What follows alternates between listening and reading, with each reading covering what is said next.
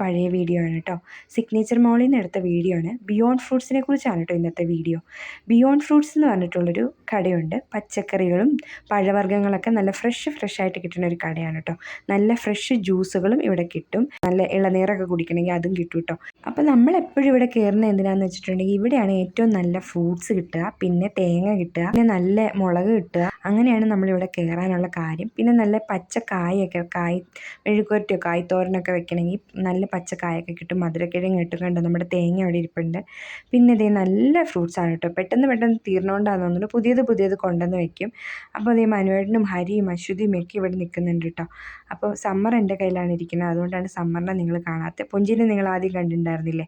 അപ്പോൾ കൂടുതലും ഇന്ത്യക്കാരാണ് ഇതിനകത്തോട്ട് കയറുന്നത് കേട്ടോ. എന്നാലും സുക്കുമയൊക്കെ അവിടെ ഇരിക്കുന്നുണ്ട്. പലതരത്തിലുള്ള സവാളകൾ കിട്ടും കേട്ടോ. അതുപോലെ തന്നെ പംകിനൊക്കെ വേണമെങ്കിൽ അതൊക്കെ ഉണ്ട്, തണ്ണിമത്തനൊക്കെ ഉണ്ട് കേട്ടോ.